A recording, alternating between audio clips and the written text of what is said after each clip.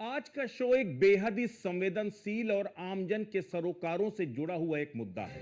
पहले तो हम ये साफ कर दें कि शो के पीछे किसी भी व्यक्ति की धार्मिक भावना को, उसकी आस्था को चोट पहुंचाना, उस पर सवाल खड़े करना या फिर उसे अपमानित करने का हमारा ना तो कोई मकसद है और ना ही ऐसा कोई इरादा है। हमारा उद्देश्य सिर्फ जनमानस तक कुछ तथ्यों को पहुंचाना है जिससे आम जनमानस सही और गलत का खुद फैसला कर सके। तो अब बात होगी कुर्बानी पर छिड़ी जंग को लेकर।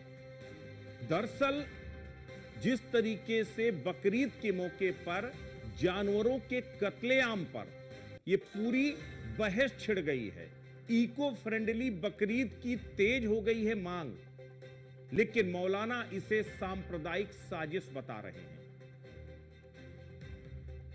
यही सबसे बड़ी बात यह है कि बकरीद पर कुर्बानी होनी चाहिए, नहीं होनी चाहिए, अगर होनी चाहिए तो किस सीमा तक होनी चाहिए, और क्या धर्म संगत या मजहब के लिहाज से ये जो है ये बेहद जरूरी है।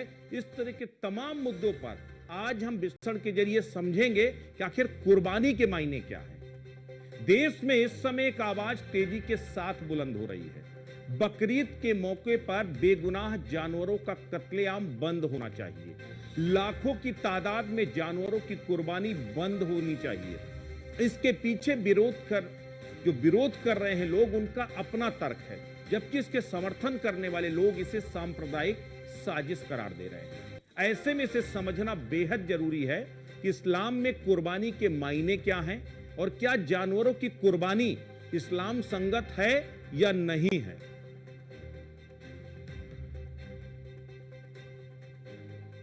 तो कुर्बानी के मुद्दे को लेकर जो रार छिड़ी हुई है, आप लगातार विवाद छिड़े, लगातार बयान आ रहे हैं। पहले जरा आपको सुनाते हैं कि ये बयान क्या है, फिर उसके बाद आगे इस पर चर्चा करते हैं। इस वर्ष ईद पर 2 करोड़ मासूम पशुओं की कुर्बानी दी जाएगी, यह आशंका व्यक्त की जा रही है। संपूर्ण देश में बेचैनी है।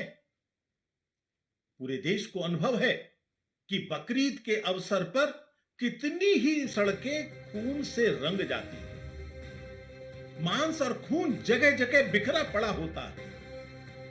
कितने ही नाले जाम हो जाते हैं मांस के टुकड़ों के कारण से, और कितनी ही नदियों का रंग बदल जाता है, इतना खून उन नदियों के अंदर बह जाता है। आज पूरा देश गुस्से में है, लेकिन आश्चर्य का विषय है, इस देश के तथाकथित पर्यावरण प्रेमी, कुछ बुद्धिजीवी, न्यायपालिका का एक वर्ग जो हमेशा हिंदू समाज को उपदेश देता है सांकेतिक दिवाली मनाइए, इको फ्रेंडली होली मनाइए, वो चुप क्यों है?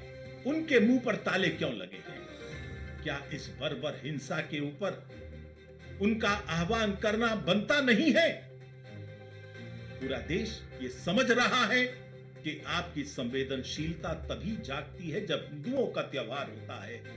ऐसा लगता है ये सब लोग हिंदू विरोधी इकोसिस्टम के हिस्से बने हैं, इनको पर्यावरण से कुछ लेना देना नहीं। कुछ मुस्लिम नेता खुलकर सामने आ रहे हैं। कुर्बानी हमारा धार्मिक और संवैधानिक अधिकार है।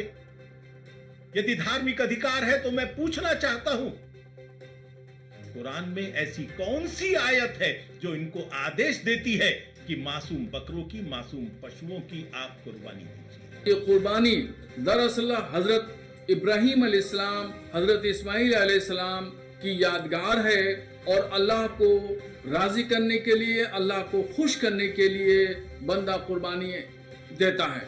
इस वर्ष तो अपने अपने बयानों के बीच में कुर्बानी को लेकर लगातार विवाद बढ़ता जा रहा है। अबू आजमी तो बकरीद की कुर्बानी की तुलना कांवड़ यात्रा से भी करते हुए नजर आते हैं। जीव हिंसा किसी भी संप्रदाय में, किसी भी कल्चर में, किसी भी संस्कृति में, किसी भी मजहब में है, निश्चित रूप से वो निंदनीय है। वो किसी भी प्रकार से हो, हम बलि प्रथा के पक्ष में नहीं हैं, इस प्रकार से हम बकरीद के भी पक्ष में नहीं हैं। हम किसी को अगर जीवित नहीं कर सकते हैं तो मारने का अधिकार भी किसी को भी नहीं है। सोसाइटी जब एनओसी देगी तो बकरे कटेंगे वहाँ पर, ये पहले से हो रहा है। तो ये लोग क्रिटिसाइज कर रहे हैं कि सोसाइटी एनओसी देने ना पाए। ये क्रिस सुमैया हैं, कुछ और लोग हैं, नीतीश राणे हैं, इनके पास कोई काम नहीं है सिवाय इसके। बेचारे जो है ना सिर्फ 24 घंटे इसी काम में लगे रहते हैं कि हिंदू मुस्लिम करते रहो। हमने समझाया कुछ लोग माहौल ख़राब कर रहे हैं, ज़रा उनको रोकिए आप। और जिस तरह से पहले आपने कुर्बानी करवाई है उससे होना चाहिए। सोसाइटीज़ के अंदर अगर एनओसी है तो म्यूनसिपलिटी को उनको परमिशन देना ही चाहिए। ये सारी बात हुई है। हमारा संविधान 1400 साल पहले बन चुका है। उस संविधान में एक लफ्ज़ भी चेंजिंग हम बर्दाश्त नहीं करेंगे। जो संविधान इस्लाम का है उसी के हिसाब से होगी। दुनिया में हर जगह कुर्बानी होती है, यहाँ भी कुर्बानी होगी। ये सेकुलर देश है। जीव हिंसा किसी भी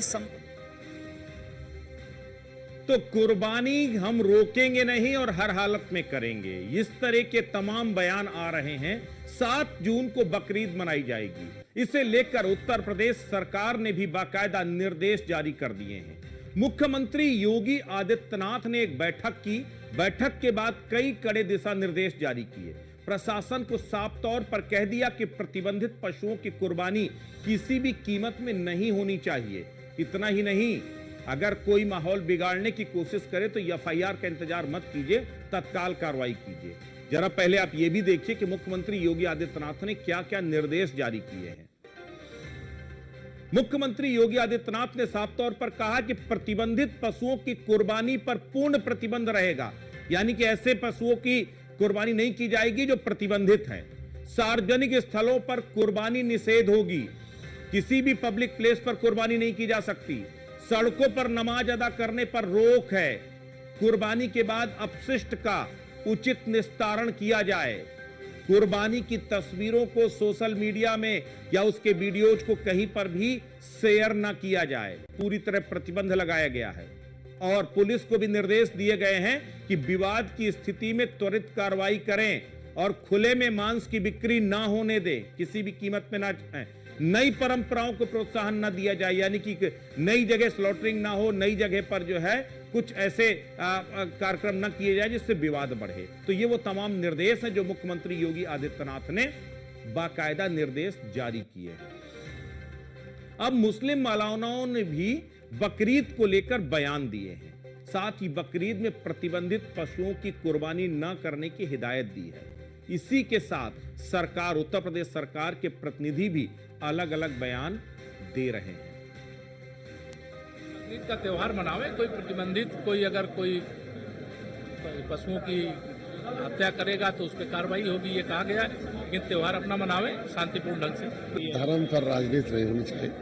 हर आदमी के धर्म अलग अलग हो, लेकिन कुछ लोग जो गैर कानूनी है उसको काम नहीं होना चाहिए। धर्म पर राजनीति नहीं होनी चाहिए। हर आदमी के धर्म अलग अलग हो, लेकिन कुछ लोग जो गैर कानूनी है उसको काम नहीं होना चाहिए। ईद उल अजहा के मौके पर कुर्बानी हर साहिब हैसियत, हर साहिब निसाब मुसलमानों का इस्लामी फरीज़ा है। लिहाजा जिन लोगों पर कुर्बानी वाजिब है वो कुर्बानी का ज़रूर एहतिमाम करें, क्योंकि कुर्बानी का कुछ और बदल नहीं है। और कुर्बानी इस साल ज़िलहिज्जा के 3 दिन यानी अंग्रेज़ी के हिसाब से 7, 8 और 9 जून को की जा सकती है। और इस सिलसिले में इस बात का ख्याल रखें कि सफाई का और हाइजीन और क्लीनिनेस का पूरा अहतमाम किया जाए और कहीं पर भी रोड साइड पर या गली में कुर्बानी ना की जाए, बल्कि जो पहले से डिजिग्नेटेड स्पॉट्स हैं वहीं पर खाली कुर्बानी की जाए। अपना